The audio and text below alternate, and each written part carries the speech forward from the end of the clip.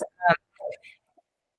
I see the co-chair, you are virtual, and we talked about that. Hope you're feeling better and not getting sick from people you've been around. And I think we should get started because I've already took up a couple of minutes of your time being a little tardy today. So I'm going to just go ahead and get started. Is everybody ready? Do we need introductions or anything? All right.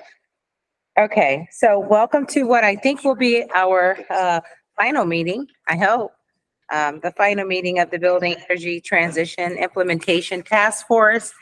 I say maybe this is the final meeting, and that is just going to really depend on us and how efficient we are. Sorry. Always wondered how I sounded. Oh, how I sound. There we go. I guess I'll wait. All right. So it just depends on how efficient we are in terms of, voting and listening to the edits that we have and moving on quickly if there are no real issues with the edits that we're going to talk about. In order for us to actually get through this, we do need to spend no more than 2-3 minutes on some of these edits, but I doubt if that's the case. So if you want to meet again, take your time. You want this to be the last meeting, be efficient. That's my recommendation to you all. So as you know, just to remind you all, we postponed our last meeting that was scheduled in late November because shortly after that meeting, Director Penske and I received a letter from 5 task force members expressing some concerns about the task force process.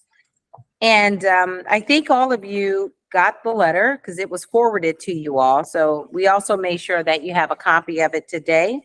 So Director Penske and I met with those 5 members so that we could better understand, their issues and, and their complaints. And we had a really good meeting. And so at that meeting, we agreed to give everyone an extra few weeks to submit some ideas that could hopefully improve the final report from this task force.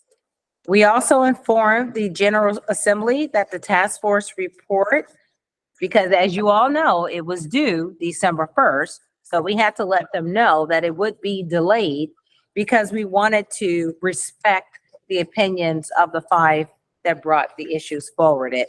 And so they are aware that this report is late. So today what we're going to do is, review the edits that all of you suggested, or most of you, to the draft report, the one that was circulated in November. And it's going to include the suggested edits that we got recently from the 5 members who authored the report that I mentioned earlier. So the edits that you'll see, they're divided into non-substantive changes, like mostly just clarifying edits. And then we have the second part that are the big edits. So we're going to go through both of them. I think we're going to start with the easy ones first. Okay. All right. So the staff they've prepared a consent calendar to accept all non-substantive changes in one single vote. So before we get to that part of the meeting, if you could just look at those changes, and they're also on track changes. Which are the track changes that are not highlighted, and let us know what you think of any of those changes that will require some discussion. The substantive changes are the highlighted items, and we're going to talk about those one-on-one today during this meeting. So as you can see, we have a lot to talk about and a lot to get through and a lot to discuss. So before I pass it on to I keep calling you Dr. Penske. Are you a doctor? I'm not, last time I checked. Do we have any questions or concerns before I turn it over to Director Penske? Hi, thank you, Secretary Mark. Please. Office of People's Counsel, representing David Lapp, the People's Counsel. We have a number of things that we would like to have moved from the consent agenda to the individual discussion issue. Okay. Should I just go through and cite this? I think we may have already made those changes, but yeah, perhaps. I don't think, because this is the first time I'm sort of raising. Oh, this, you didn't email us about this. Okay, I'm sorry. I mean, I raised the issue about appropriate time to raise. Right. Right. Yes, please do. Okay, page 21. The addition of "and building owners" we discussed. That's about 2/3 of the way down the page. On page 22, the new text that's added under the bullet "conditions," about 3/4 of the way down through the page. On page 23, about 2/3 of the way down through the page, the addition of the language "sufficient to result in a 3 to 7 year simple payback period at the building level." And Sorry, would you say the one on page 22 again? yeah, page 22. The old page 22. Not the new page. It is under the section "financing building energy transitions." Uh-huh. There's a bullet "conditions," and new text has been added to each of the sub bullets under that conditions bullet. Yep. These are highlighted. Yeah. Oh, they are highlighted. Okay. So I think one of the things that happened when we PDF'd this working draft that we have, some of the highlights didn't save correctly in the PDF. Okay. So I think that's the issue that we're seeing. I think that may be it. Yes. But thank you for catching that. And we apologize for the problem. Okay, no, sorry for the confusion. Those are not highlighted in the new document that we just received either. Ones that. I'll be sharing my screen, which will, I think, reflect the highlights that you just requested. Yes. Just another on page 10, I just think it's worded incorrectly. Where it says empower programs are at the end of their 2021 through 2023 cycle and are being resubmitted. I don't think resubmitted is the correct word to use there. Okay. I think we should look at that one and kind of reword it, but other than that, it's fine. Okay. Thank you. So before we continue, let me turn it over to Director Penske for any opening remarks. Thank you. On the last issue, on the top of 22 as well, essentially anywhere in blue that it says a 3 to 7 year return payback, I think should be moved to yellow and out of blue. I've seen at least two. There might be a third one. There's one on 23. There's one on the top of 22 as well. And there may in fact be others. I may have missed something. So I just want to be clear. That's not a technical change. Okay. Look, I just want to ditto everything that the secretary said. Let me just add one point. Look, we would like to seek consensus wherever possible, but we also have to agree to disagree if there are different viewpoints. So, you know, we don't want people to subsume themselves in another viewpoint. Most of you are pretty strong-willed and clear-headed. So, you know where you stand on most of these issues. So, look, if we can get to a point of everyone agreeing, that's great. But that's not the driving force here. It's a document that people feel comfortable about. And on those issues where there's disagreement, we'll have a vote and that'll stand. So with that, I'd like to get on to the work of the day. So that's all I have, Madam Chair. Great. Sorry, we're going to make one small adjustment to the agenda. With the agenda that we sent out had public comments at the end of the meeting, but because this is a voting session, we thought it was more appropriate to take a couple of minutes for any public comments at the start of the meeting before the task force votes on items. Are there any members of the public that would like to make a comment before the task force today?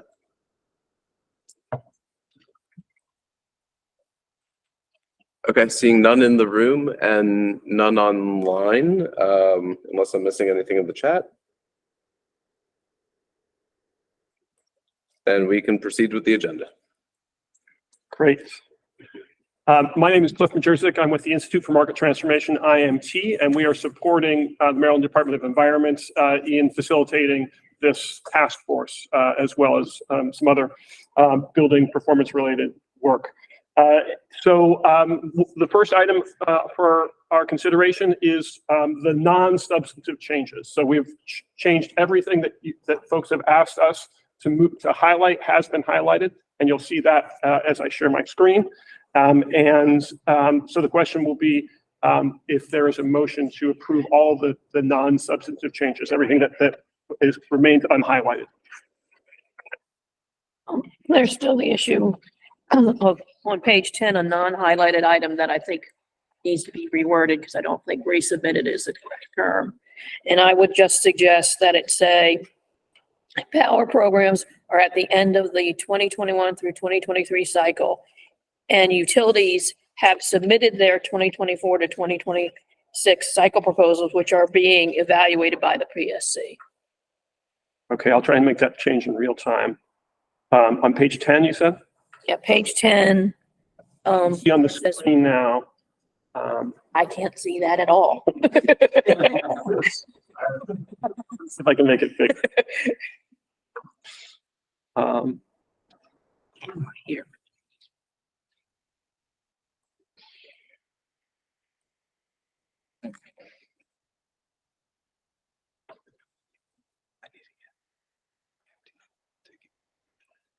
All right, page 10. And where is it on the page? Here. Here's PSC. Different than mine. Mine was under the bullet that said various PSC processes.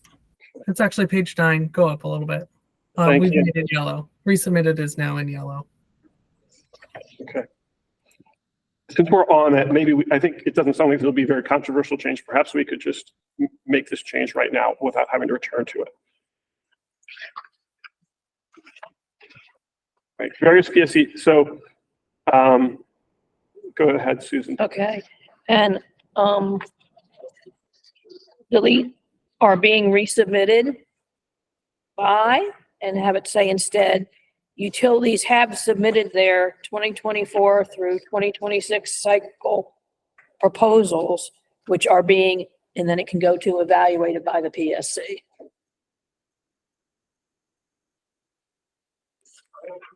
What's the text that you wanted to replace? One that's in red, but Oh, so, and evaluated by the PSC for the, no.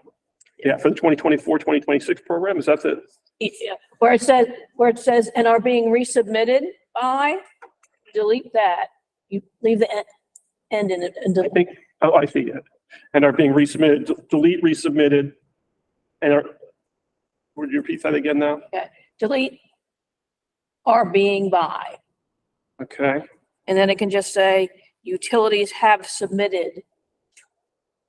and utilities have submitted, After utilities put have submitted their 2024 through 2026 cycle proposals, which are being, and then the sentence can continue. okay.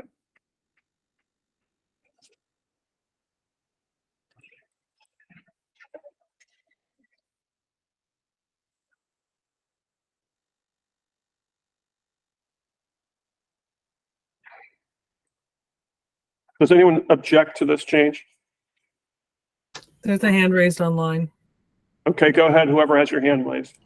Hi, this is Nicolette Tran, DHCD. I don't have an objection, but for full accuracy, could it say the utilities and DHCD have submitted their plans? Any objection to that change? Okay. So, oh, shoot. Yeah, I had it right. All right, so it now reads, and utilities and DHCD have submitted their 2024 through 2026 proposals, which will be evaluated by the PSC, Well, they're being evaluated right now, so. are being evaluated by the PSC.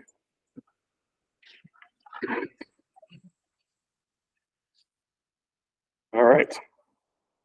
Comma, creating an opportunity for repositioning and power to more closely align with CNSA goals. Is that good? That's good. All right. Any objection? Okay, hearing no objection, we'll move on to the question of the consent, the unhighlighted text. And I want to reassure folks that everything that you've asked to be highlighted is now highlighted. And you'll see that. Is there a motion to approve the consents I'll move changes? approve the consent changes. I'll second the motion. Right. All in favor? Aye. All opposed? Anyone online that wants to oppose, raise your hands. Seeing no opposition, it is accepted. All right. Can I, this is Mark Case from BGE. I just wanted to make sure at this point, you're not asking for a overall vote on the report. You're just specifically on the limited issue of those changes that were made to the report. That is correct. We will have at the conclusion of this meeting, we hope that we'll have a vote on the whole report, but nothing before then will be a vote on the whole report. All right, thank you. Okay, so now we're going to move on to the two items that we have never had a chance to discuss as a complete task force. We've discussed them in the subgroups, but those two items are the support for low income, for the transition in low income housing, and support for buildings that are required to comply with the building energy performance standard. So I'm going to call your attention to those, and you know, they're long enough. I don't think it makes sense for me to read them in their entirety. They're on page, I believe, 24. Can someone confirm that? And 25.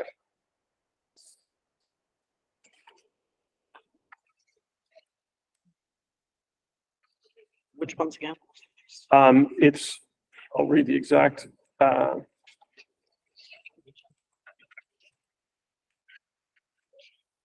Fund electrification projects for low and moderate income households, which appears at the very bottom of page 24, just the title.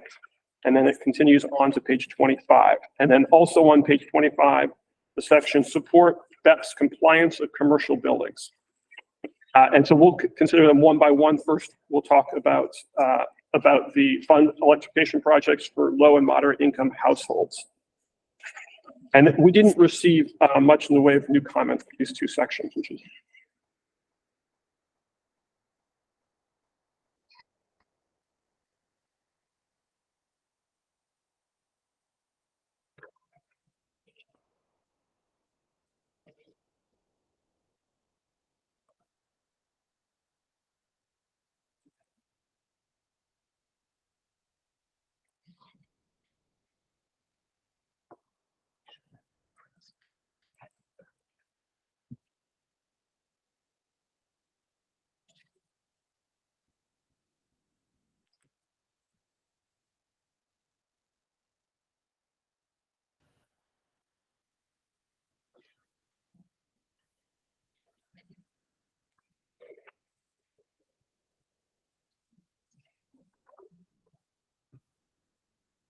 Would you like a motion?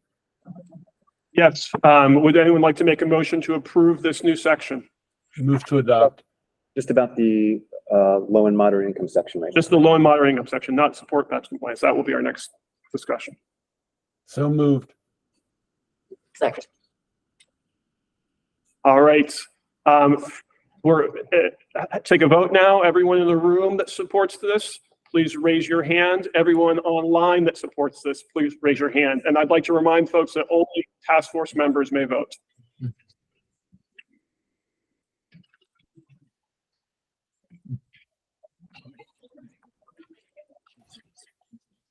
Is somebody able to count and record? Louise, you can count and record, right? Yeah, Really? but only the people online. Someone else will have to tell me at least the number of approvals in the room. Are you counting? Yep. In the room? Okay. And now, if you're opposed, please raise your hand if you're in the room and raise your hand if you're online. Again, only task force members may vote.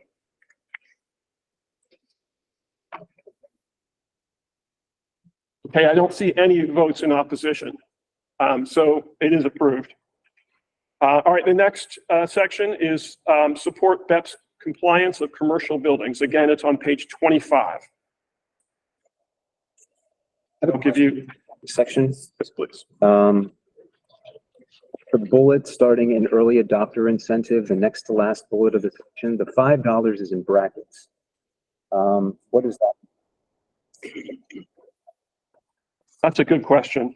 I think, does anyone object to removing the brackets? I don't object, but I'm just curious as to where that funds came from of $5. That is, the $5 per square foot is the level of the section 179D maximum tax deduction. I don't know if there's other explanation for that. I can speak to this. IMT, when we were working with MDE on developing this recommendation, was reviewing the analysis that was done by LBNL and PNNL and looking at the differential of remaining capital that remained after the projected energy cost savings. And those obviously are median values of high level data. So not representative of, every use case, but every case, but 5 was coming out as the typical median value. I believe this was put in brackets because it was something that was going to be, discussed and potentially revised or evaluated. And I don't think that those brackets ever got taken off, but it's derived from the PNNO data, the cost effectiveness analysis that was done for BEPS for MDE after removing energy cost savings. I see a hand up, but I can't yet see who is holding. Kathy. Kathy McGruder, would you like to speak? Yes, good morning. I have a question, a little point of clarification on all of these recommendations related to affordable housing and financing assistance for low-income electrification. Has the report also identified, and I'm not seeing it if it has, a companion source of funding to cover those costs?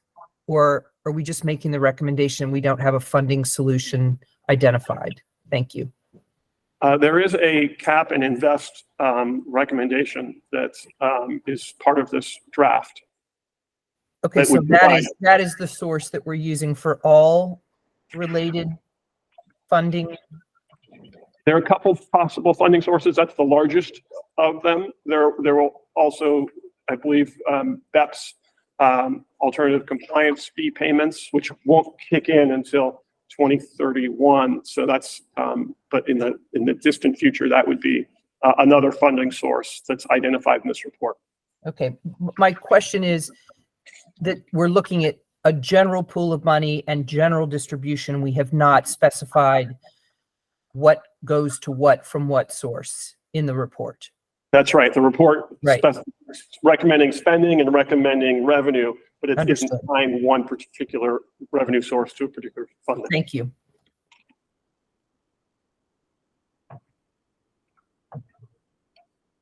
Any other discussion on this? Yes, please, Mark. Yeah, I just have a kind of an observation, and it may not be fixable at this point if people even agree it's an issue, but we have separate sections right now for tax incentives, support, BEPS compliance, and financing building energy transitions. And reading this through before this meeting, I think there's a significant amount of overlap among those 3 sections. And I wonder if organizationally they should be consolidated. To me, it seems like the one that could include the other 2 is financing building energy transitions. Tax incentives are obviously a financing mechanism. The things discussed in the support BEPS compliance section, I think, are also having to do with financing. So, I mean, it would, I guess, require just sort of nesting those 2 other sections under the financing building transition section, if people agree, because it right now, when they're organized as 3 separate things, I think there is a significant amount of overlap among the 3. I'm not sure if there's exactly repetition, but to me, it's all the same issue: is how do we finance buildings to make this transition? So I'm curious to hear if other people had the same impression, and if people think it is worth talking about just reorganizing so that we're consolidating these three sections into one. I would ditto that statement, Mark. I think that it is worthy of focusing on the how you pay for this. As part of my question earlier was, I'm not exactly sure what ties to what. So I would welcome that suggestion. So we actually have a section here called funding energy transitions, which is sort of a broader, as you point out, Mark, it's a broader description. We could potentially sort of raise that up and make it a larger font and then give the section that's under it a new sort of title. That's what I had in mind. Yeah. Okay. I mean, I realize that requires a level of change on the page that might be hard for people to vote for today. But to me, it could make for a kind of clearer presentation of the issues. Could we just make funding energy transitions a sort of a bigger font, and we can adjust this or formatting without a formal vote after this, I think, but make that a bigger font, and then the section immediately below it would not need a new title potentially. So that would just be the first part of funding energy transitions, and then tax incentives and support for compliance with BEPS would be subsections of that, and fund electrification projects for low and moderate income households. That be appropriate. That sounds good to me. I don't know if everybody else followed that and heard it. So it's on page 21 near the bottom. I'm going to make the font for this bigger. This will fine tune the formatting later. But if nobody objects, that would be a way to clearly show that this is a whole section and the others are subsections of this. Also, just a quick note that this is still fairly rough draft. The objective is to have the task force finalize the content, and there's quite a bit of cleanup that typically, our stakeholder groups allow the staff after your final vote to get everything into a publication ready copy.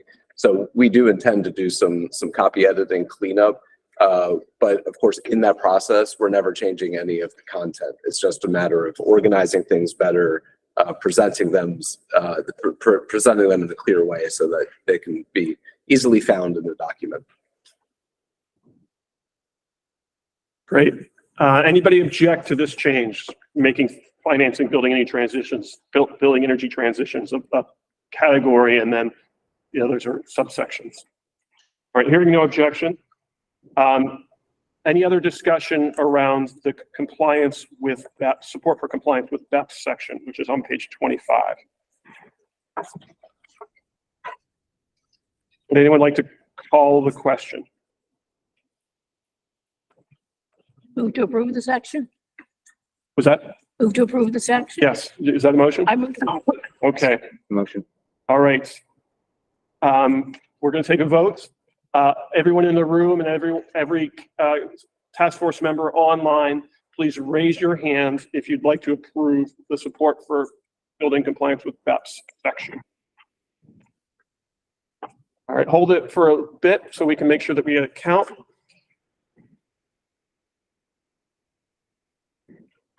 Okay, please take down your hands online. Wait, oh, Oh, sorry, you didn't get it, Luis? no, sorry, I didn't have all the names written down. Okay, please raise your hands again online. I'm sorry. It is again to support.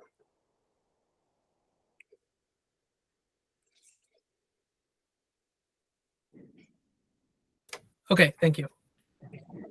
Okay, now please lower your hands online. Everyone, please lower your hands online. And now everyone opposed, please raise your hand. All right, I don't see any hands, one hand raised. Okay, Rick Bryman is opposed. Okay.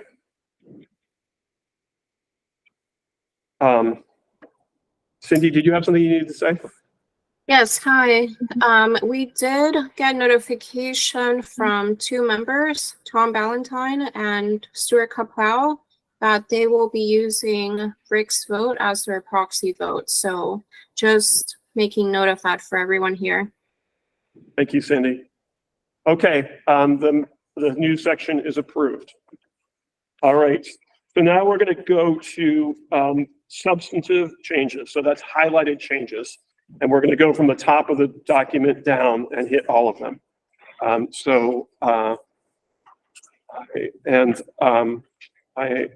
pretty confident that everything that people have asked be highlighted has been highlighted. So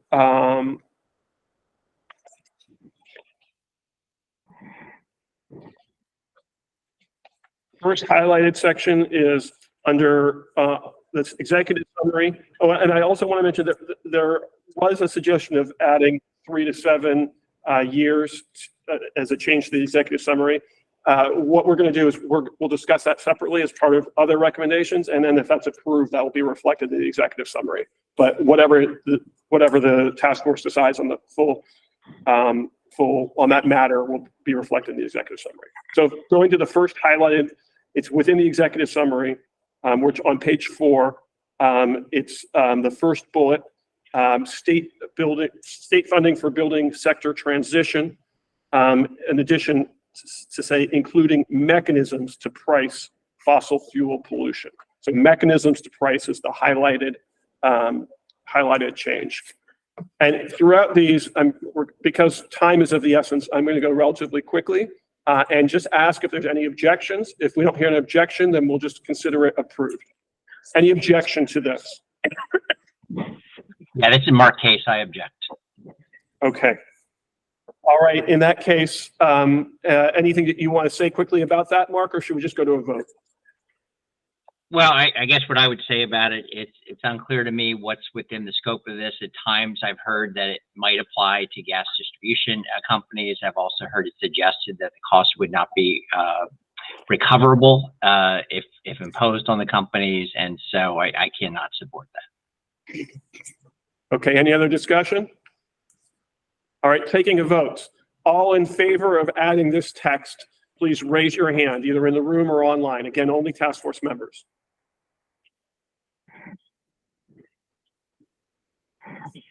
Okay, I don't think we need, it'll take extra time, so I don't think we need to record the names of every single person, just do a count, if that's okay. All right. Please, everyone, please lower your hand.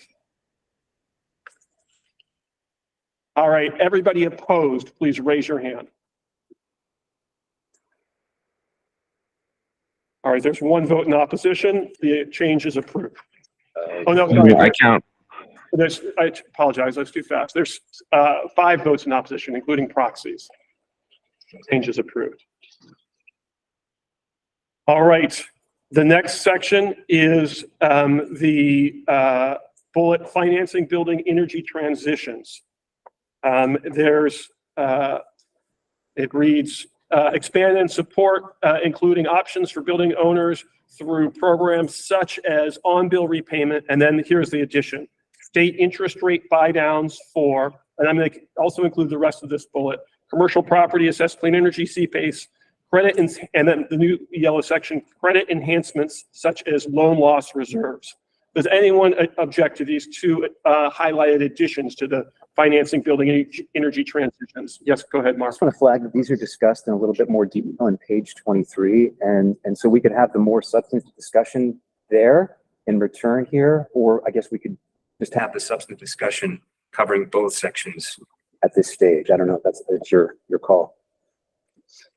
What do you think, Mark, would be more expeditious? Well, I mean, I'd be interested in hearing more about the 2 bullets that were added about CPACE on 23 from whatever. I mean, I do think those require more discussion.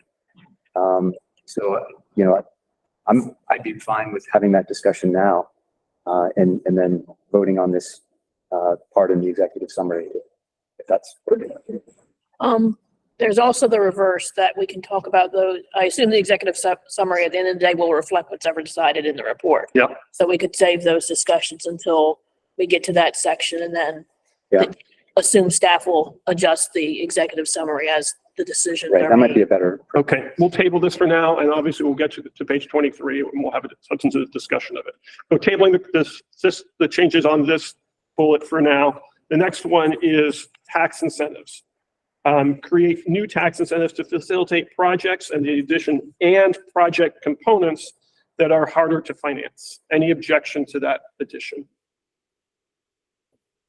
Hearing no objection, it's now going down.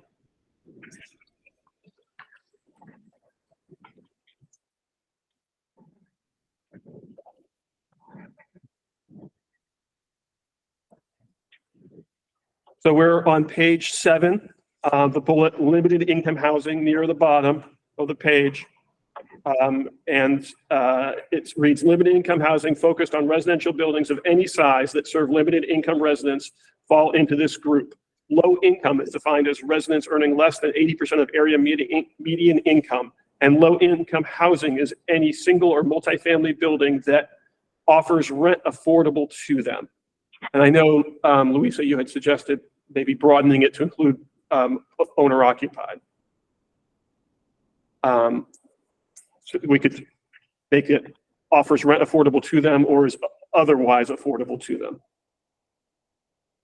Go ahead. Change them to those residents. Yeah, I think that's. Okay. Offers affordable to or is otherwise affordable to low-income residents. Yeah. All right. Anybody object to that? To those additions? Can I just ask for some clarity, please, on this statement? What is it that are we trying to define what is considered low-income housing? Yes. The term define might be a little confusing there. It might be better to say something that the group considered low income to be. The task force defines limited income housing as. Just because it's not defined in the statute. You could just say low income was defined by the task force as. Okay. Low income is defined by the task force as, is that okay? All right, anybody object to these changes? I'm going to ask that you say low-income housing as defined by the task force is residential buildings of any size. So after the header, no. In the first statement, low-income housing, comma, as defined by the task force. Is this where you wanted it? Yeah. Go ahead. Is all right. Focused on blah, blah, blah. And then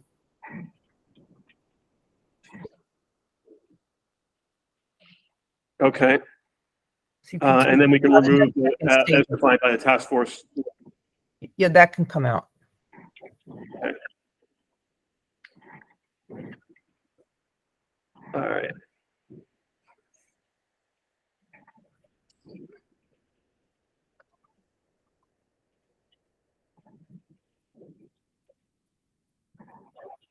Okay.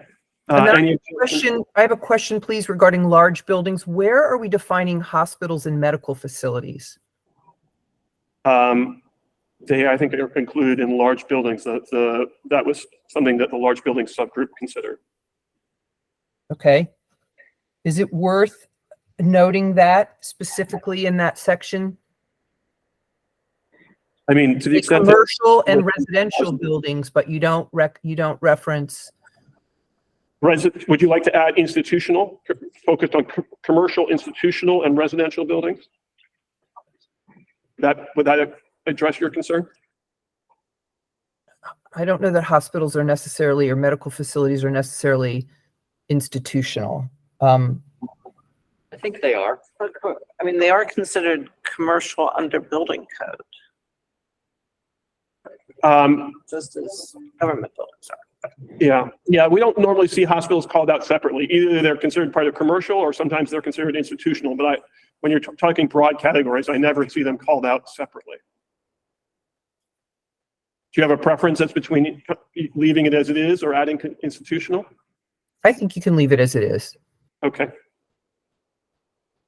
All right, so any objections to the tweaks to the description of the limited income housing subgroup? Can you just There's blow a up? hand online. Yes, I'm sorry. I think one issue I'm seeing is that the heading of the section uses limited income housing, but the body of the text says low income. And maybe we should, I mean, if limited income means only low income, we should probably head that section low income housing. Isn't that what the group was called? So it's the group's name, not necessarily. Yeah, that's the problem. The Right. subgroup was called. So should we change low income to limited income? Anybody object to that change? Okay, I think that would make it smoother because it just, Yep. use of the two terms just could be confusing otherwise. all right. I think we've changed the only instance of low income to limited income, so I think it's clear. Nicola, you can go ahead. Yeah, I think capturing the owners here is not quite accurately covered yet. For single family low income owners, their house is not otherwise affordable to them necessarily. So I think that part, otherwise affordable to low income residents, doesn't accurately capture it. For owners, typically it would be defined as a owned by low income residents. Okay, or is owned by low income residents. Is that Yeah. good? Yeah. Or is it limited income residents? Yeah, thank you. Yeah. Or is owned by limited income residents. Yes.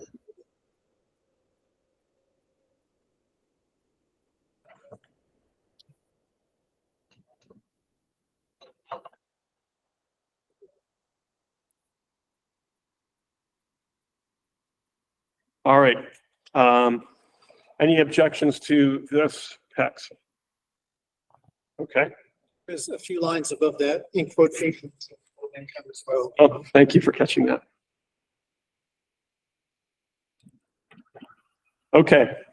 No objections? Moving on.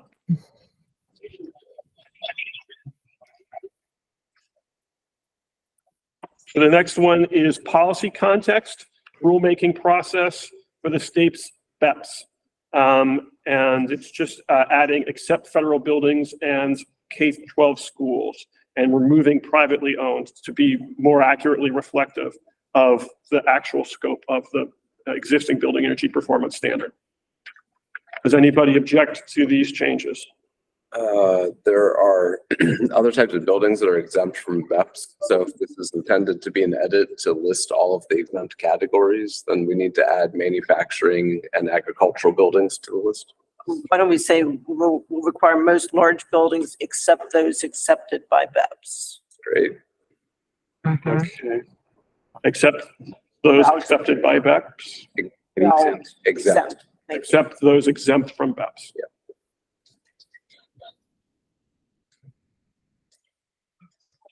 Okay, thank you. Any objection? All right, this is accepted. The next highlighted is building and energy codes. And I know, Louisa, you had some concerns about this. I feel like it's worded a bit too strongly, that I'd like to roll back the wording so because I don't know that it's going to meet lower zero carbon by 2031, the way that the model codes are going. So perhaps on a trajectory is something that, it's like it will assist in getting there, but I don't think it's going to get there by itself. So however somebody would like to volunteer to wordsmith that. Which word in particular are you concerned with? It's the end about on a trajectory that is expected to result in low or zero carbon construction standards by 2031. Could we just say end at major reservations and then add Maryland should use Maryland must achieve low or zero carbon construction standards by 2031 and should use model codes to the extent practicable. I think maybe more starting after new construction, major renovations, something like may assist in reaching state goals.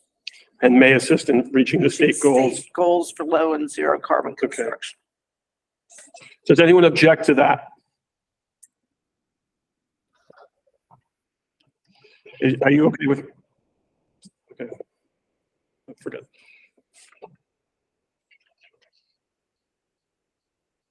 A lot bigger. Oh, sorry, I'll make it bigger. Or can you just?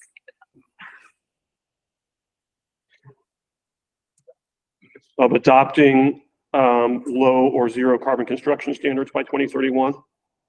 How about may provide assistance instead of just assist? May provide assistance. All right, anybody object?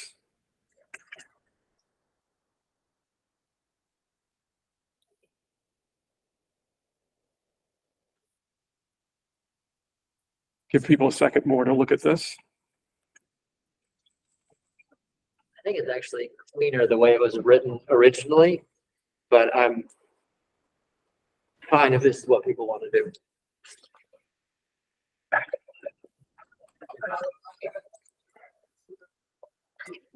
Madam Chair? Yes. Yeah, I think we have to be careful about having 48 people edit a document. Again, some of these are somewhat important, but we haven't gotten to the real controversial ones yet. And I guess I would like a little leeway for the stylized editing stuff to be done afterwards, and maybe can be sent out, and that can be highlighted for our approval or not. So I would just be careful, because I've seen this happen with a lot of people. And again, these are valuable. I don't want to be dismissive, but I also know the payback period, the tax incentives are going to call for a fair amount of discussion and debate. So let's give a little thought to that. That's a good point. We really need to keep it moving. Yeah, we do. All right. So let's. Hearing no objections, unless there's someone objects to this revised text, we'll consider it accepted. Okay. All right, moving down. And if Louise, if you could go ahead and accept the changes that we've just made. Here we are. Just wanted to call people's attention to the fact that we've deleted the sentence analysis by LBNL found that larger buildings in Maryland, about half of electrification projects can be cost effective and financeable today. That was a suggestion from some of the real estate stakeholders. Any discussion on that? Why was it removed? Was it incorrect? Does Rick or somebody else who wrote that letter want to speak to that?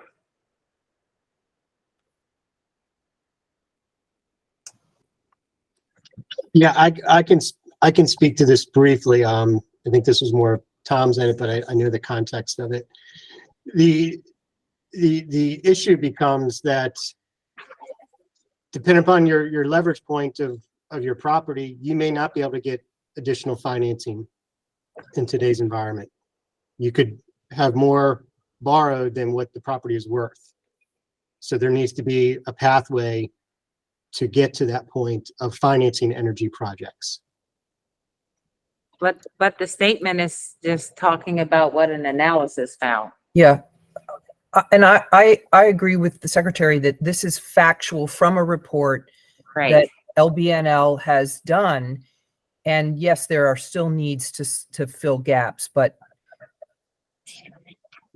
I move that we include this, that this be included. I second the motion. Okay, I see a hand. Luke, please speak. Yeah, so I mean, I don't know that it's factually true what LBNL stated. I don't think that they understand, whether buildings find these to be cost effective or financeable today.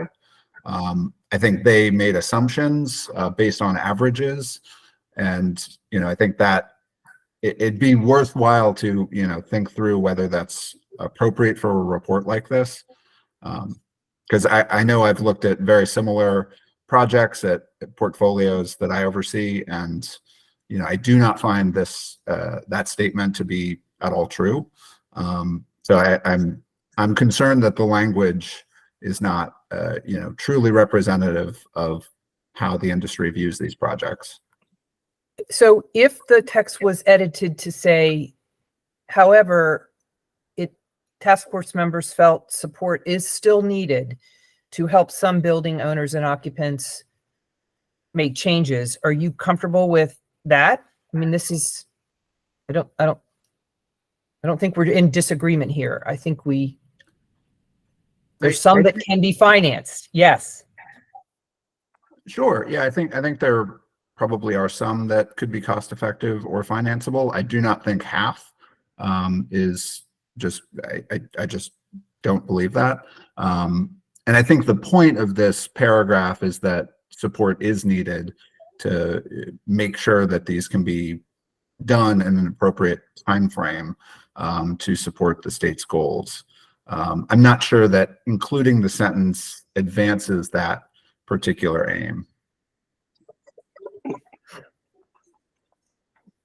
One possibility would be to remove about half and replace it with substantial portion of electrification projects. So it's a little bit broader. It would half is a substantial portion, but also in lines with what Luke says, a third is a substantial portion. So it's, or a quarter. So it would be a little bit less precise, the language. Would that be a compromise that people could accept? Another option would be to keep the language as it is, because it is accurate, it does accurately reflect what LBNL found, Right. but not all task force members agree with it. Senator Kramer, I see your hand raised. Yeah, thanks. I am also sharing a concern about, and explain to me, I mean, I'm looking at it and the language is stricken. Are we discussing that it's coming back in? I have no idea what the source for this analysis may have been, but I will share with you out there in the real world right now. Good luck finding lenders who are going to look at a loan to value for a property and then say, on top of that existing loan, we're willing to now loan this much more against what you've already borrowed for these purposes. And then the pressing question becomes, how is it going to be paid back? Because you have to realize these landlords are locked into leases on these properties. So if you're adding a few $1 million to somebody's note on one of these properties, how are they going to get that back? They're locked into leases that could be for another 5, 10, 15, 20 or more years. Most of them have options that reflect what the rent will be. So you could have a 10-year lease and 5-year options. How is this supposed to be recovered? And that's what the banks are going to look at. The banks are the ones who are going to do the real analysis, and they're going to say, no, we're not going to loan you $2 million. How are you going to get it back? And conceptually that somehow there will be savings is also not realistic, because with many of these commercial buildings, those who are going to benefit are going to be the tenants. And I mean, that's great. But if you're talking about the building owners putting up the capital, there's no return to the building owners. The savings will come to the tenants, who are the ones who have the contracts with the utility services, not the landlords. So I would just be very cautious and, by virtue of the fact that, once again, I have no idea what the source for coming to this 50% is. But I'll tell you right now, it's not at all realistic from what I am seeing in the real world marketplace, especially with interest rates as high as they are right now on commercial lending. And I can tell you, I'm finding a lot of commercial property owners who are having trouble because their notes are coming due.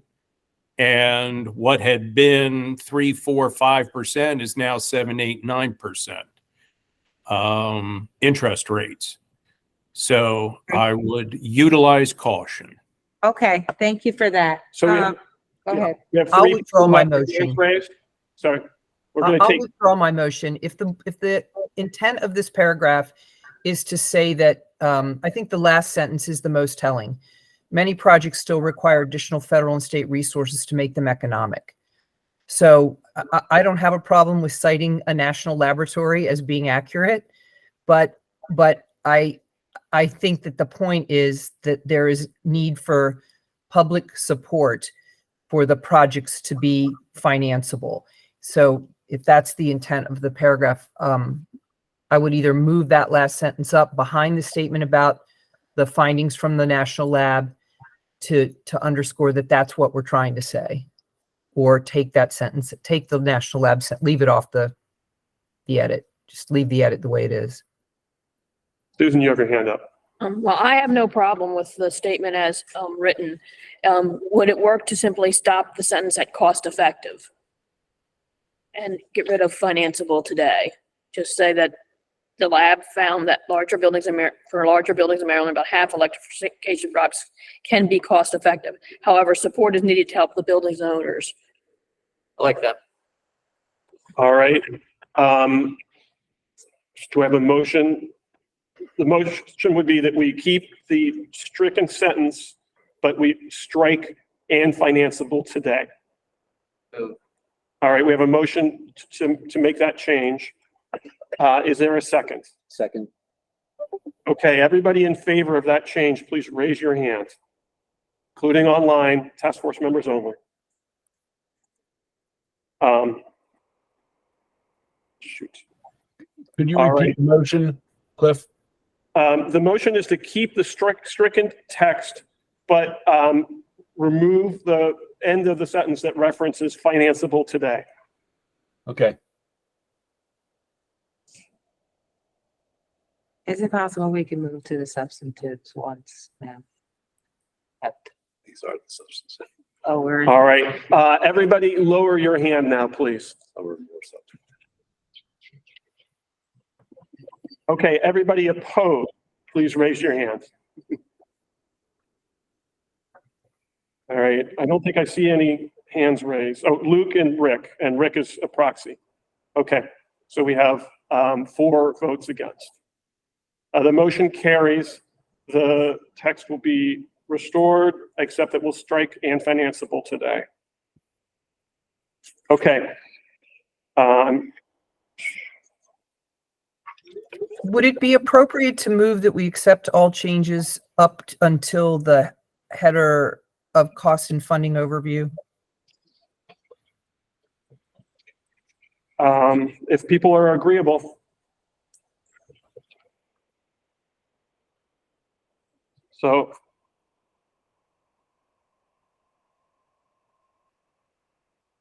Are people comfortable with that? I quite frankly didn't understand the motion. To accept all the suggested edits on pages 11 and 12. Timing matters has a couple highlighted, and prioritize equity and housing security has highlighted. Anybody object to that? I second that motion. What's that? I'll second her motion. All right. Anybody object to accepting these changes on page 12? Okay. Hearing no objection, these will be accepted. All right. Now, we're going to the priority recommendations section. We're, page 16 under fee-based. There's state funding and for building sector transition split on fee-based. Addition of a sentence: consideration should be given to the impacts of pass-through costs to consumers and or ratepayers when designing such policies. Any objection? Okay, hearing no objection. Mark Case, I object for the reasons stated before. Okay. Would someone like to call the question and hold a vote? I move for acceptance of the sentence. Okay. All right. All in favor, please raise your hand.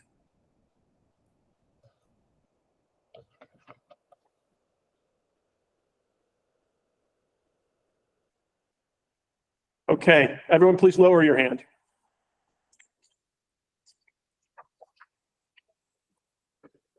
All opposed, please raise your hand.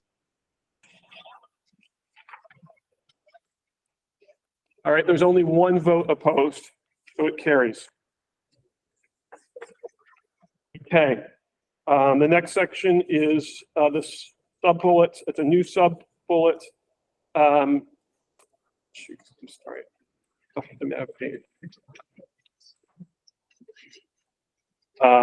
The state and local governments should investigate dedicating a portion of the incremental increase in commercial real property and recordation tax revenues to fund BEPS compliance. So this would be speaking earlier to the question of how are we going to pay for all this? This is a suggestion related to that. May I ask for clarification?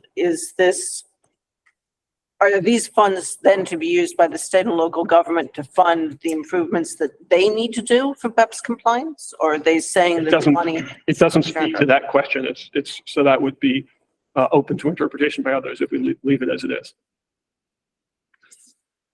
Or it would allow them to investigate both. Yes.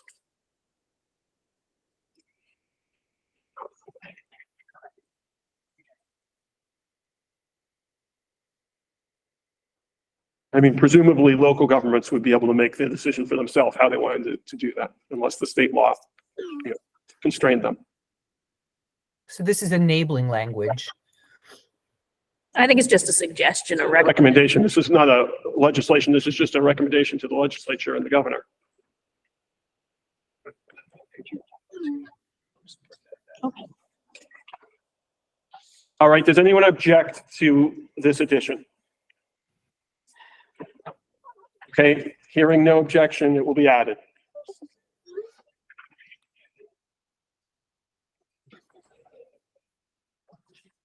Okay.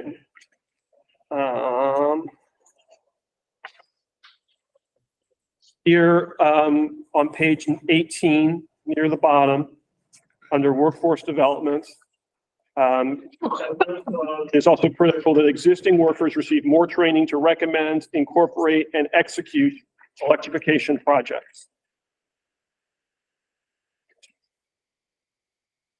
Move to accept. Any objection? Hearing no objection, it will be accepted. Okay. Now,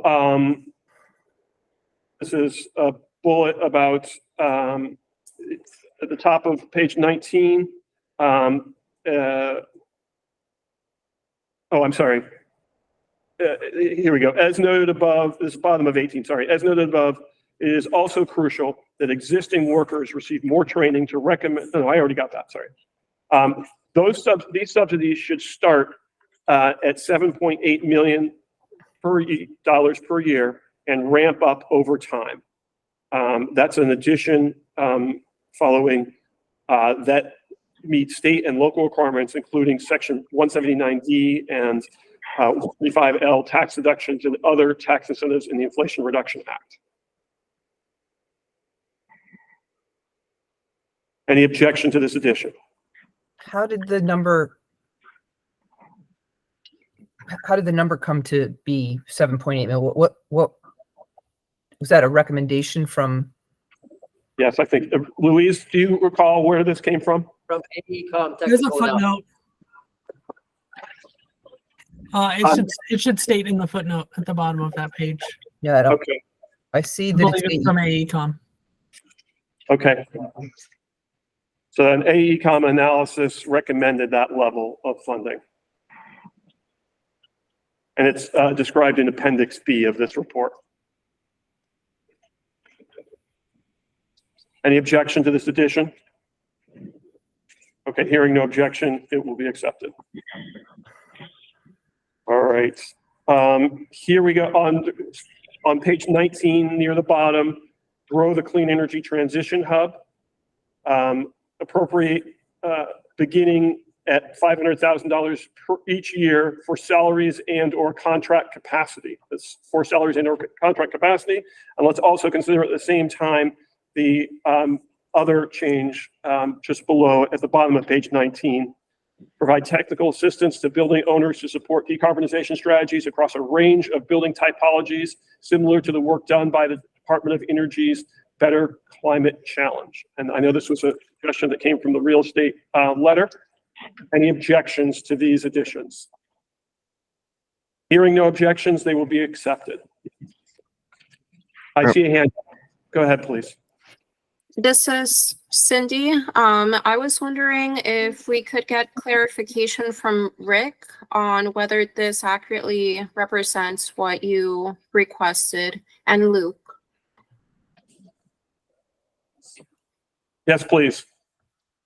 Hi, this Go is ahead. Luke. So yeah, I mean, I work with the Better Climate Challenge, and basically the goal of that program is to work with, the Department of Energy works with a bunch of real estate companies who have different building types all across the country, and they'll host, webinars and training sessions and kind of facilitate a lot of useful dialogue and help to groups that are trying to, meet the targets set by the Better Climate Challenge.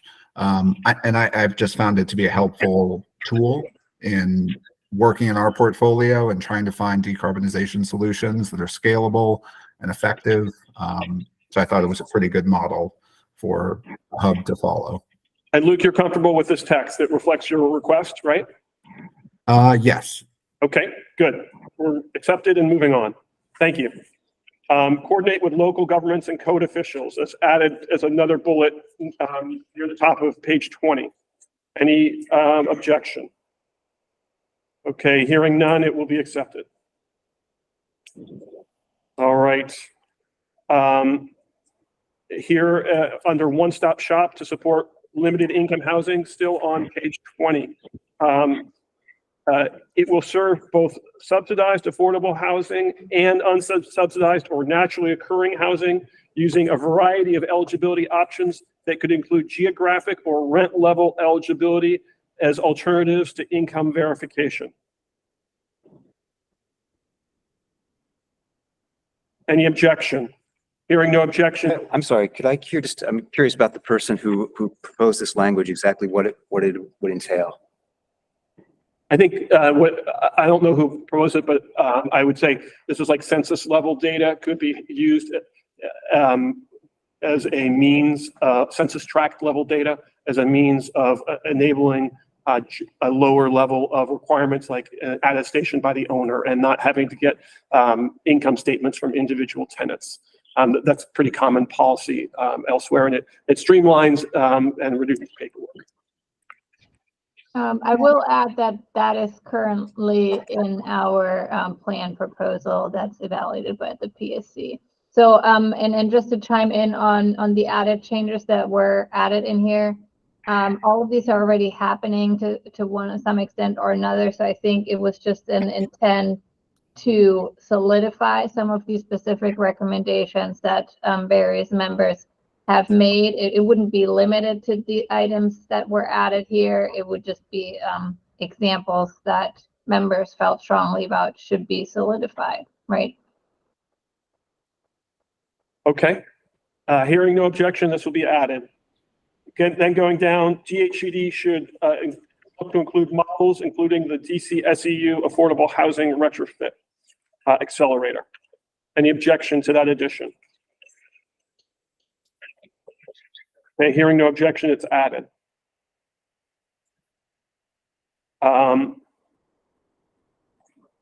Next bullet under OSS, that's the one-stop shop, will proactively contact building owners within the low-income housing sector to connect MEEHA funding to projects needed to comply with the state BEPS. And we can change that to limited income if people would like for consistency. Okay, hearing no objection, this will be added. Provide and or facilitate improvements to housing at little or no cost to limited income residents and building owners. That's the highlighted, and building owners is highlighted. I have concerns about this just because, providing assistance to limited income people is very different from providing assistance to building owners writ large, some of whom may be in need of assistance, but others of whom may not at all. So lumping those two categories together seems problematic to me. And I'd be curious to hear, again, from whoever sponsored this language or anybody else who wants to speak to it. I see Director Pinsky, you have your hand up. Yeah, I would fully concur with the last comment. I don't understand why it's in this section and why it's included. I have a hand from Luke. Yeah, so this addition basically, it kind of clarifies that like if a building owner is taking on like a major expense, that expense is going to be, either taking the place of another expense or reflected potentially in future revenue for that building. So, really it's stating the same thing just from the lens of the building owner. If we don't want to burden low-income resident or limited income residents, then it's important that, measures be done that at little to no cost in that particular sector. So, yeah. This is pretty sweeping, Luke. There are other places that talk about assisting owners. This is saying that in all cases, improvements to housing done by the one-stop shop should be at little or no cost to building owners. Did you want to be that expansive? I mean, I think that's, it's reasonable to have, little to no cost, net over the course of years. I know we're going to start talking about the payback periods.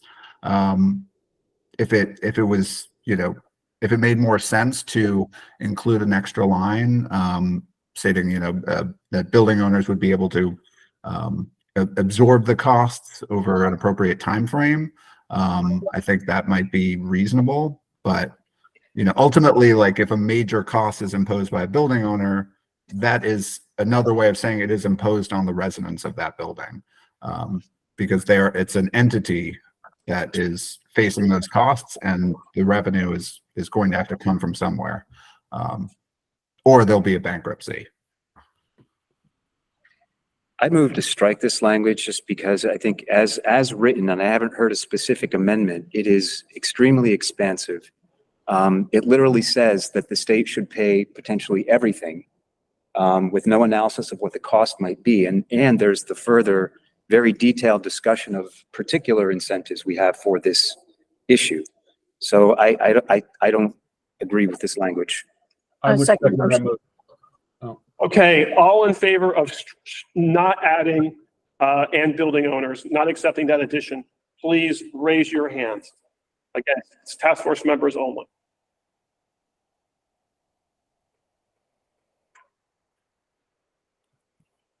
Okay, do we have a count? Everyone, please lower your hands. Everyone in favor of adding and building owners to this bullet, please raise your hand.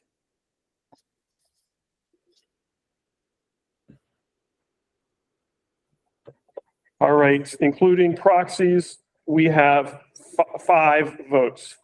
The motion to strike this text is accepted. All right, going down to financing building energy transitions. You have the highlighted text. The high upfront costs and long payback periods of some building decarbonization projects will make it difficult for those projects to qualify for the typical 10-year commercial loan term. Government-backed financing options, and the word financing appears twice. I think that's mistake. Government-backed financing options will be necessary to help building owners and occupants access necessary capital. Financing and state incentive programs should be designed to result in a 3 to 7 year simple payback period at the building level. That's the suggested addition. This is a suggestion from the real estate letter. Yes, please. Who rose your hand? It was Kathy. I'd like to add government and green bank backed. Government and green bank backed financing options? Please. Okay. All right. Other discussion on this? Susan? I have a concern about the 3 to 7 years and quite frankly, the list of tax incentives in general.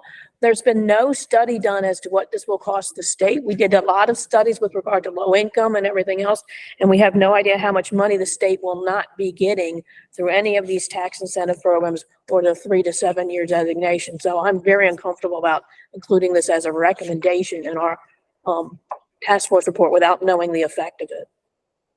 Director Pinsky. Yeah, I had concerns about the 3 to 7 years as well, and also the tax incentives. I mean, I haven't seen any analysis. I mean, look, do I have a better alternative or an answer? Should it be 7 to 10 or 7 to 12? I don't know. And I guess, and I offer some apology. I think we should have discussed this issue earlier on, and I thought it would come up, and I didn't push the issue. I thought that would be a very central point as to what the expected return on investment would be, and at what point after that year would there be either exemptions or possibly state or federal financial support. But just adopting 3 to 7 years, I don't know if it's the right measure for the state government or for the public. You know, I understand that it's the recommendation of the building owners and realtors and everyone else, and I understand they want to get back their money as quickly as possible. I just, you know, I've seen other projects, whether it be rooftop solar, you know, that have longer payback periods. And if people are in it for the long haul, you know, the long haul is not 3 or 5 years. So I have a serious concern. And again, I don't have an alternative. I don't know if we put in the word reasonable. I mean, I could throw out 7 to 10 years, but I guess I'd like to hear either Cliff from you or someone from MDE if they have any thoughts on this question. I second that. Would the task force be open to amending the language to say financing and tax incentive programs should be investigated and designed to result in an appropriate payback period, or maybe the adjective appropriate is not right, but a advantageous payback period? Mark, you have your hand up. Yeah, I just want to, I mean, I think that's an interesting suggestion Ms. Magruder just made, but I want to agree with what Ms. Miller and Director Pinsky just said and add that this, I understand that this 3 to 7 year payback period was included in the 2021 Building Energy Transition Report, but that predated passage and enactment of Climate Solutions Now Act. And that the actual statute says, and this is quoted in the report, that the task of this task force is to make recommendations on targeting incentives to electrification projects that would not otherwise result in strong returns on investment for building owners. So I think our directive is to sort of target. This sweeps, I think, with an extremely broad brush. So I'm open to suggestions to narrow it in ways that are more consistent with the statutory language. Like, what were you going to say about the? Yeah, so there is a bit of a disconnect, but I think before I speak, I should let Luke speak because he has his hand up. Yeah, thank you. I think a key reason for, trying to target a payback period is that, so many of the benefits of electrification are, they're not like quantifiable, like no lender is going to, take credit for them. And, I think there are a lot of benefits to the state, certainly for decarbonizing the building sector. And I think that's an area that, you really can't, as a private actor, derive like specific value from. So I think from the state's perspective, supporting with subsidies or tax incentives or various mechanisms to help with financing, that really, encompasses sort of those benefits, that investment by the state in those sort of non-monetary benefits that will accrue over time. So that's one of the things that we're thinking of. Obviously, the 2021 report references 3 to 7 years. And, I mean, again, it's impossible to guarantee that there's one metric that will, guarantee a project can get approval to move forward at the building level. So, it's a very hard area for the industry to sort of come to consensus on. So people have different capital investment strategies. Some people might be selling their building after a couple of years. And not everybody is a long-term holder of real estate. So that does make it harder. And in particular, the LBNL study, I think one of their main takeaways is that it would take somewhere around like 17 years or so for payback on your average project or median project, which is well beyond what commercial lenders usually will evaluate, and I worry that will make it very challenging for anyone in the sector to sort of do that work. So having something specific that like policymakers can guide their the various subsidies or financing improvements to, in terms of a simple payback, I think it's the best of the available options. I just want to add, I'm sorry, I will turn over. I just want to add that I don't think the members of this task force are in the business of knowing what what time frame of payback should be on a business. I don't think that's what we do. I don't think it's what we're here to do. We're talking about financing, building the building energy transition. I don't think we should be in the business of identifying what that simple payback for a business should be. That's where I am. So I hear you basically agreeing with Kathy to maybe change it to an appropriate payback period as opposed to the number? Or Honestly, advantageous. I don't think Advantageous. Excuse me? I think I used the word advantageous, right? And that's going to differ from entity to entity, but that's something that we'll have to understand as we investigate these incentives. So we're saying if we said financing and tax incentive programs should be investigated and designed to result in an advantageous payback period at the building level. Yeah, but advantageous to whom, Kathy? I mean, To the building owner, depending on their type of business. But and I want to hear. You cut off Serena, the secretary. Look, just a minute ago, Luke explained that we should be aware that someone might be selling their building. So, is it our role to ensure profit margin? I don't get it. I don't think that's our role here. Look, I want them to do what they do, but if someone's going to sell their building, we should allow the rate of return to be 3 years so they don't have any kind of liability. I don't think that's our role. Most of the studies have shown they will actually save money if they hold on to it or if they sell it. That can be part of the deal. I think our belief system is that this will not only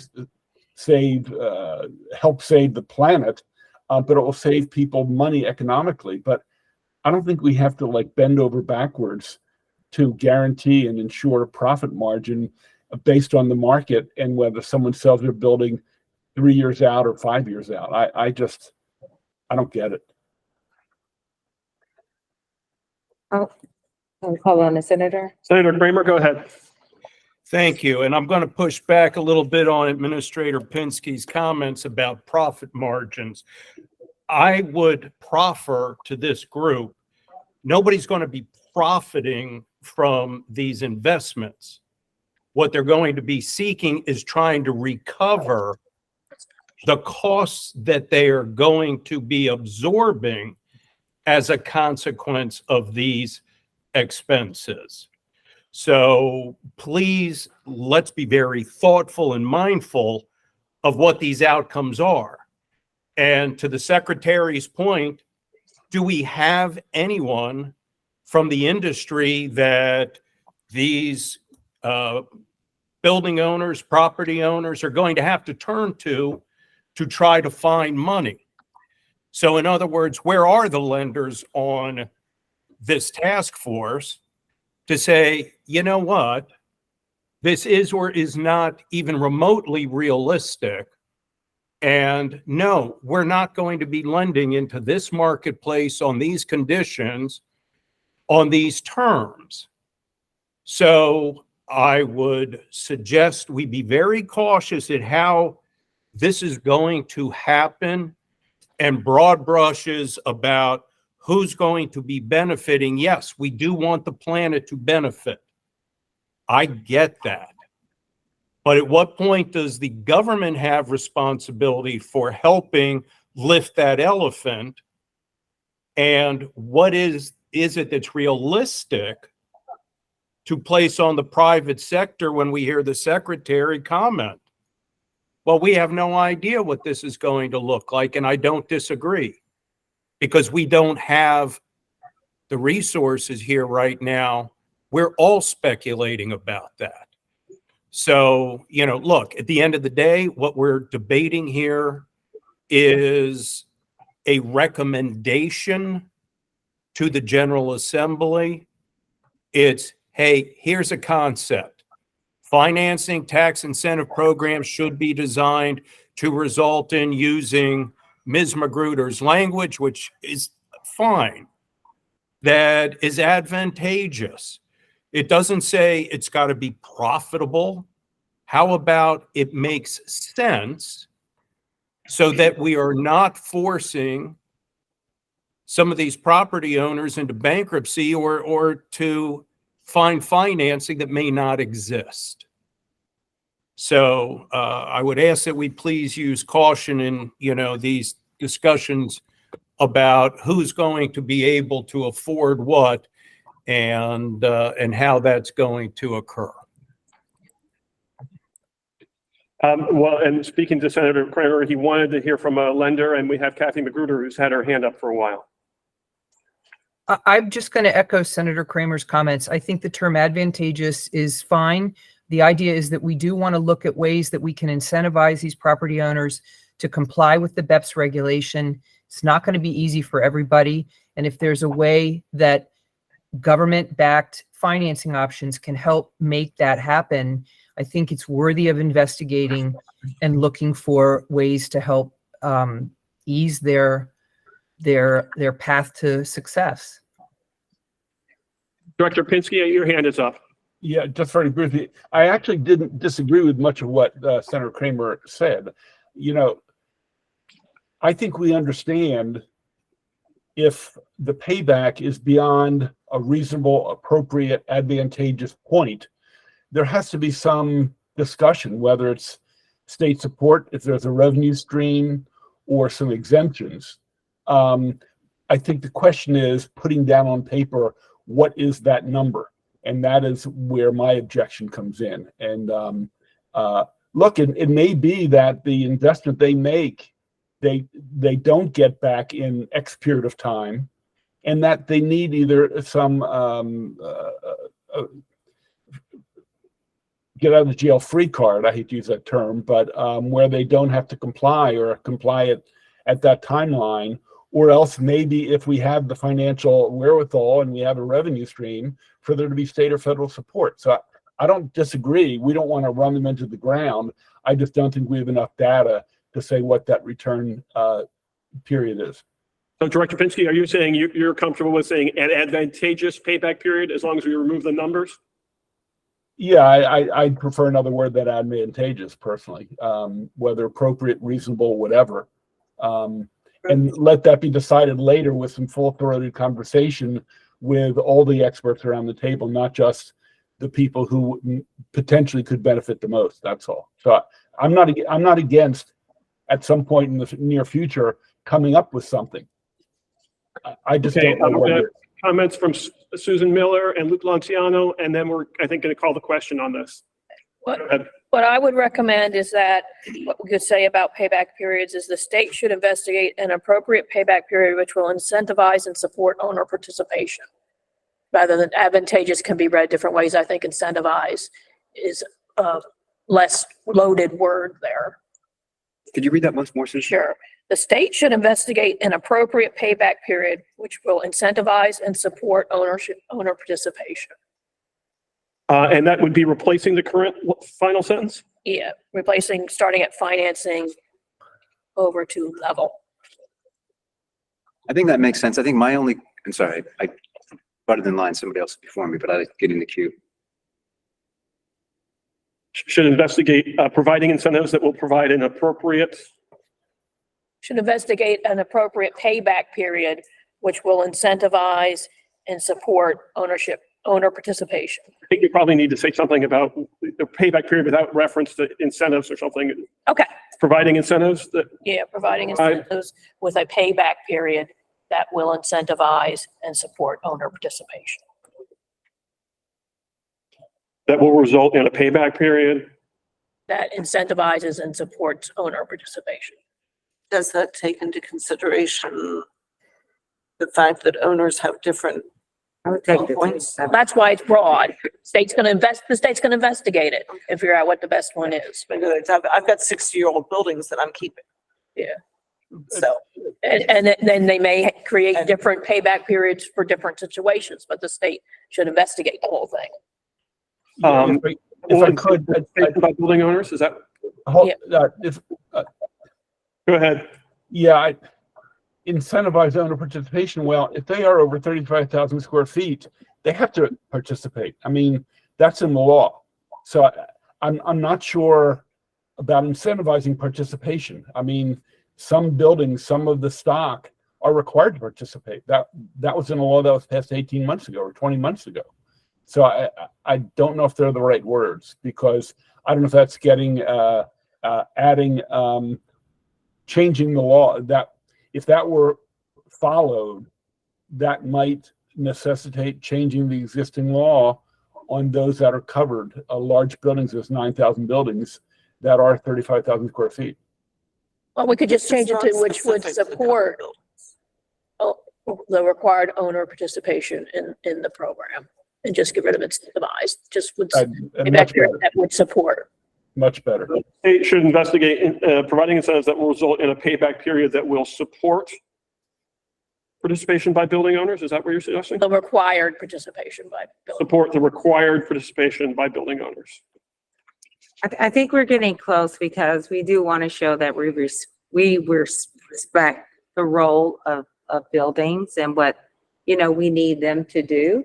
So I'm liking personally where we're getting to. Luke has had his hand up for a long time. Go ahead, Luke. Yeah, thank you. And I think, to sort of illustrate myself as an example, I'm working on decarbonizing our building portfolio. And I will tell you, it is very hard to find, local case studies of firms that are doing this sort of work. It's very limited. Very few people have been, actively switching over gas systems to electric systems. I mean, I know our firm has been doing a lot of efficiency work over the last 20 years. And, so we're fairly knowledgeable in this area. So when I'm thinking about the rest of the industry, I think it's really important that we offer adequate incentives that can, really incentivize their participation. Because I don't think ultimately, like, they're required to participate.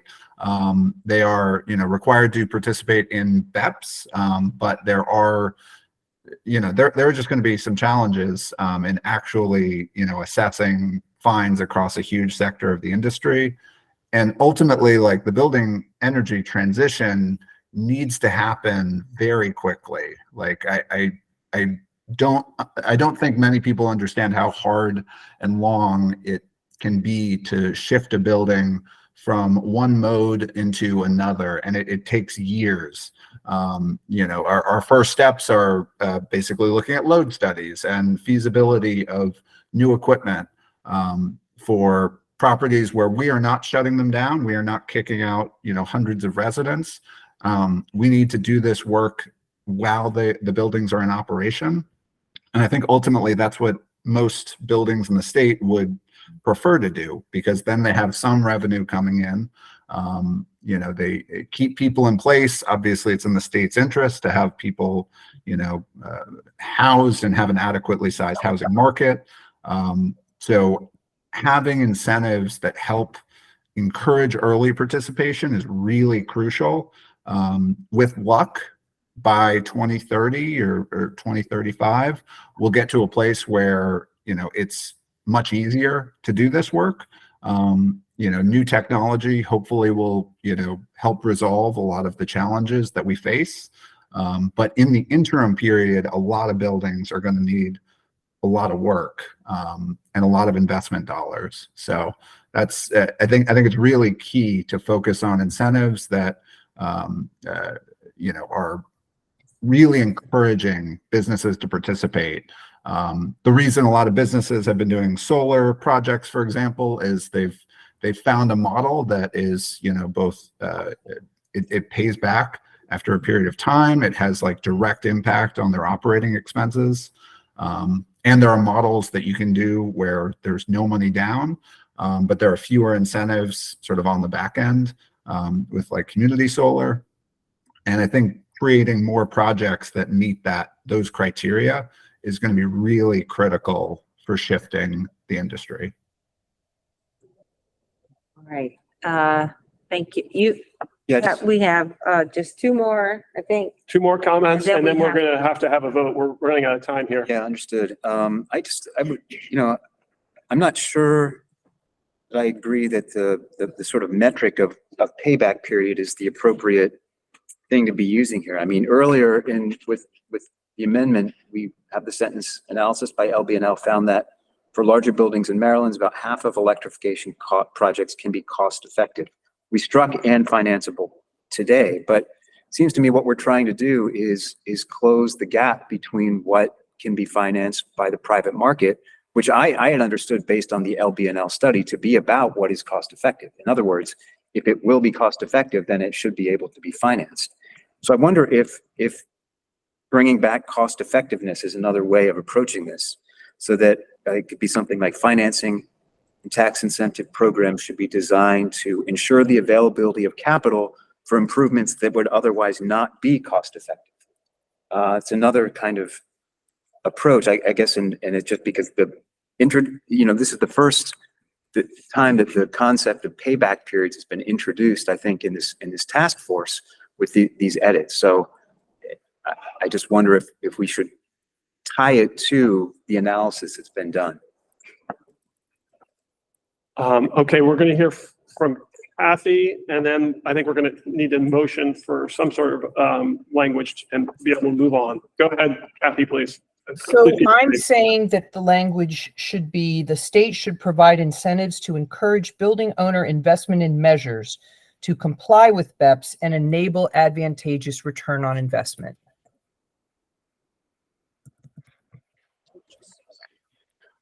All right, can I have a motion for some text, and whoever moves it, go ahead, Director Pinsky. Yeah, I hate to do this. There are buildings that fall above 35,000 square feet that have a requirement. And again, we haven't seen the plan and what's going to happen, but there may be measures that deal with buildings below 35,000 square feet that in fact do need incentive. So all I'm saying is we have at least two universe of properties that we're addressing here. And I don't have an answer, but I just want to highlight that. I move that we adopt Mark's language. Second. All right, Mark, would you If I can read read- your language to us? I can read it again. So as amended, the sentence would read, financing and tax incentive programs should be designed to ensure the availability of capital for improvements that would otherwise not be cost effective.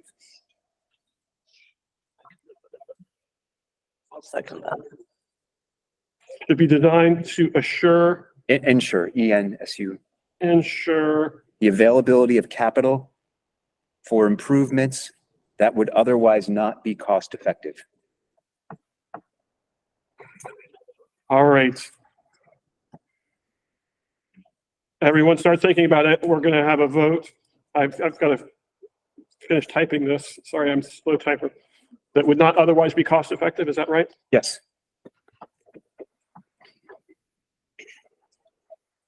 And then, All right. I'm sorry. Strike the previous sentence that Susan had. Yeah, and there should be a for between capital and improvements.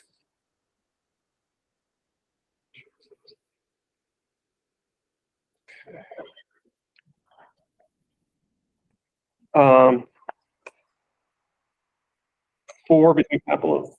Yeah, availability of capital for improvement. Yeah. All right. Thank you. All right. Everyone take a second to read this. Are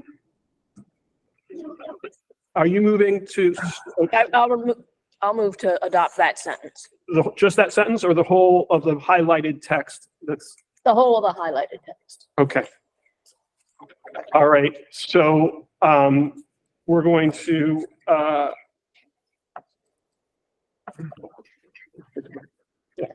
take a vote. All in favor of this addition? If I can jump in, I had my hand up and I'm trying to absorb this in lieu of the proposed language from Ms. Magruder that I think, in my mind, I would prefer her language. Financing and tax incentive programs should be designed to ensure the availability of capital. And is that private capital? Is that capital made available by government services? In other words, is this where, availability of capital, not sure where that's coming from, for improvements that would not otherwise be cost effective, and who is the determinant as to what would be otherwise cost effective? I think that this language is a little bit subjective, and I think Kathy Magruder had made a good suggestion that I think we could be comfortable with. So I'm just sharing. I won't be supporting this. Thanks. I'm not sure how the financing and tax incentives are going to ensure the availability of capital. Those are two different things. We're asking the financing and tax incentives to drive adoption and drive implementation in a way that's advantageous to the building owner, or that is affordable, or makes the more likely that the building owner would be able to finance those improvements. But those incentives won't ensure the availability of capital.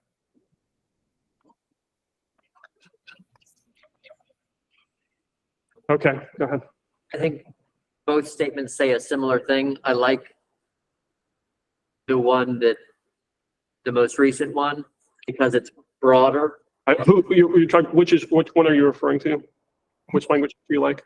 The one that said the state should investigate financing and tax incentive to ensure the availability of capital for improvements that otherwise not be cost effective.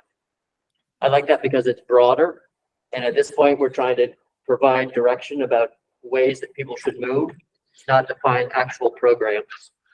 Yeah, Cliff, procedurally, why don't we just vote up or down on the replacement, the one on the screen, and those who would like Kathy will vote against it, and then we'll take Kathy's motion up if it fails.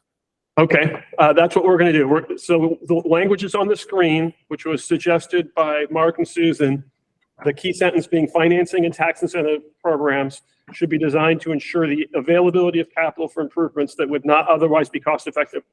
If you in favor of this whole highlighted section, including that new sentence, please raise your hand. Now, if this fails, then we will hold a vote on Kathy's language. Okay. So in the room, we have 6 raised hands. And how many raised hands are there online? 4, so we got 10 in Yeah. favor. And 10 in favor? Okay. Everybody, please lower your hands.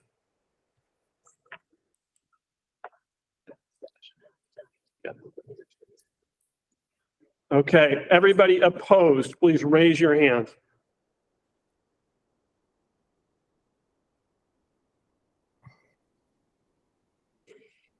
So there are 6, including proxies, there are 6 opposed. So it looks like this motion carries on a 10-6 vote. So we're not going to consider Kathy's language. Okay. That's our first close vote of the day. All right, moving on to the next change. And I recognize that we only have 10 minutes left in our scheduled meeting. Going to the section on page 22, a new, two new tabs, 2 new bullets. And also, if we can, maybe consider the whole of the changes to this section. So the 2 new bullets, as well as the changes to the 2 sub-bullets under conditions. Does anyone object to adopting these? A Yes, question for clarification. Mhm. Under conditions, the second bullet, it says equipment not yet at the end of its useful life. How is that going to be defined? Well, obviously, if it's not defined, it's just left to the interpretation of the reader. If we accept it as is, it's just onto the. Because I know with the limited funds that we have, we keep a lot of stuff going with chewing gum and baling wire. Still working. So do you have a specific edit that you're suggesting? I guess I'm asking for comment on whether anyone else feels that it's too loose.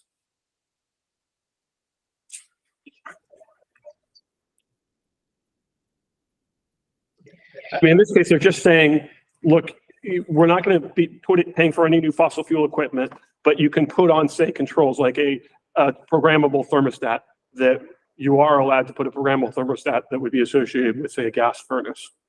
That's what this sentence, I think, is saying. Makes sense.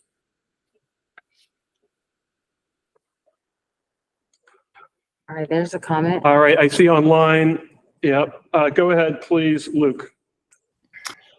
Yeah, I think Cliff, you kind of covered what I was going to say. Like there's a, there are controls that you can buy for, say, gas boilers in a building that reduce their runtime, which reduce gas usage, gas emissions for equipment that's not yet at the end of its useful life.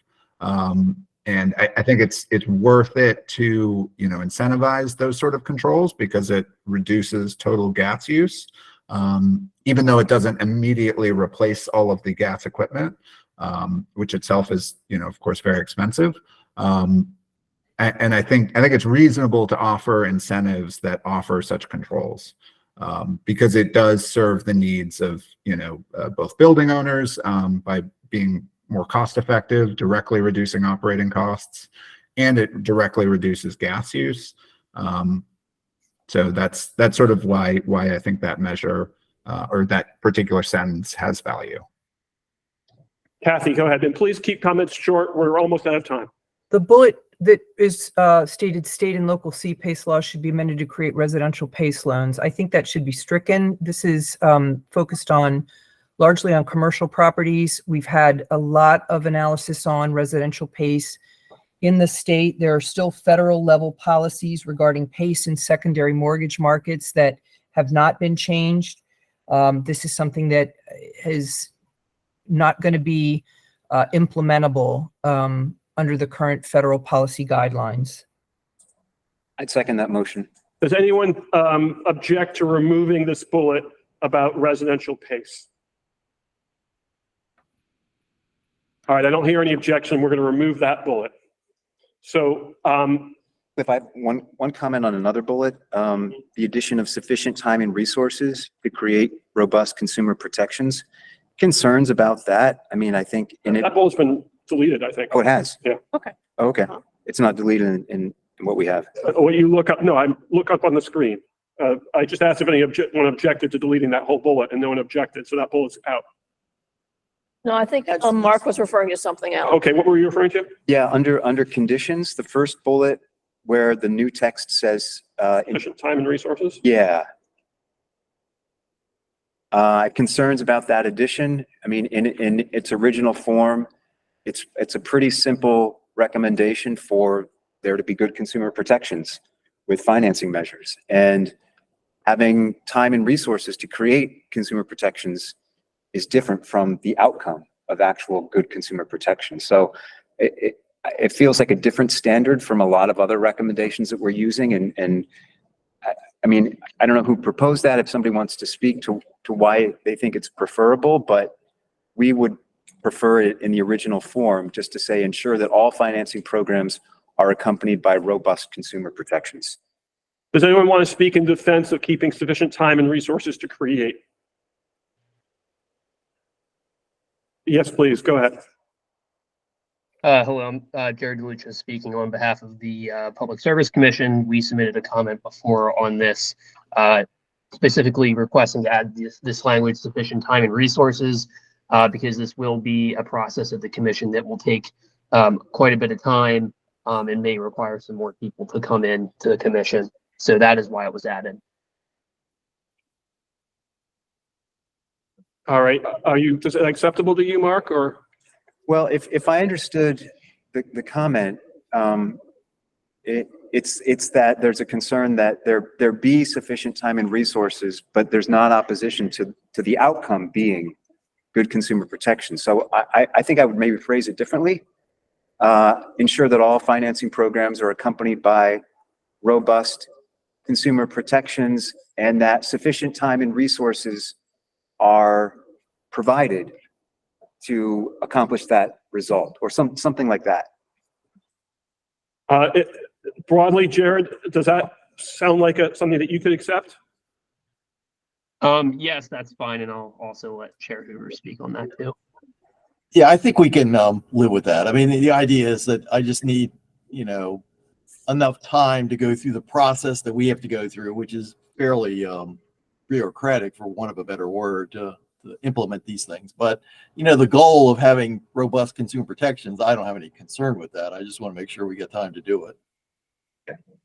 Okay, how about this?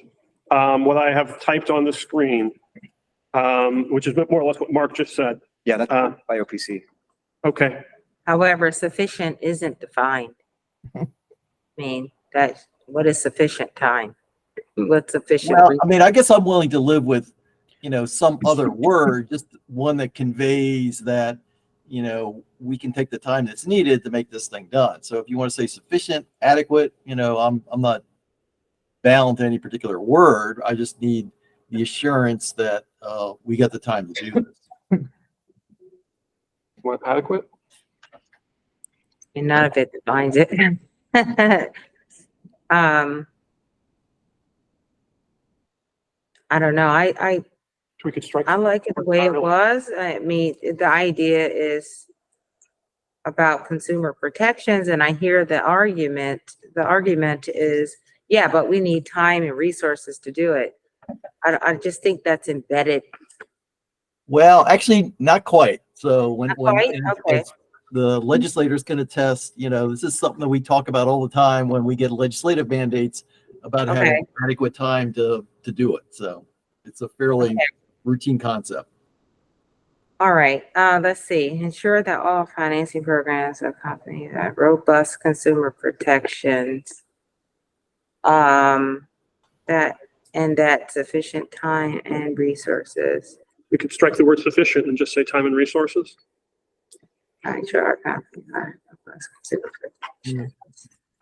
Again, I'm not wedded to sufficient, so either sufficient, a different word or have it disappear.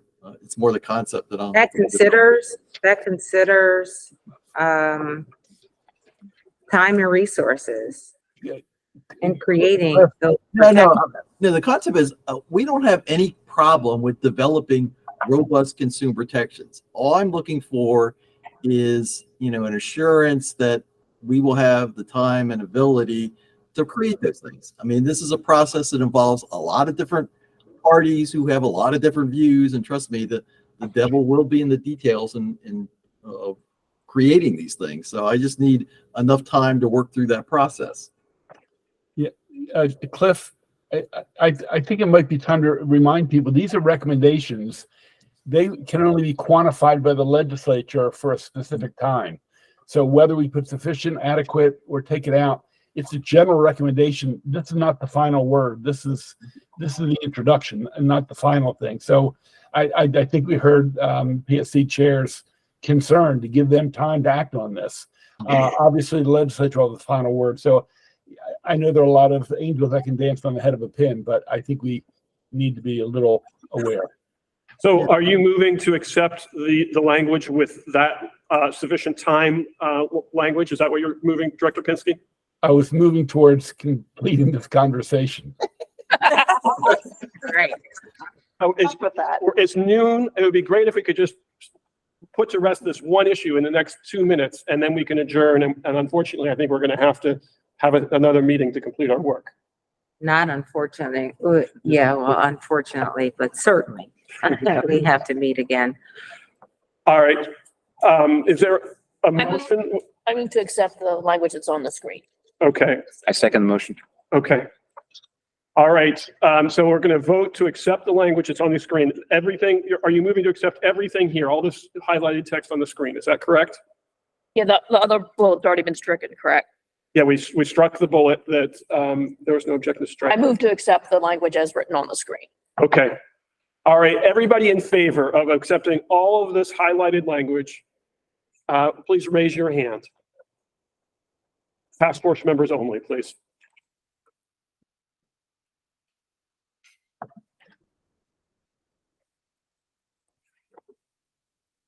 Okay.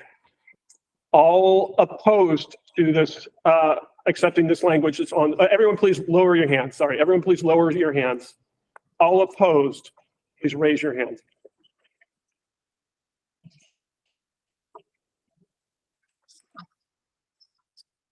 Okay,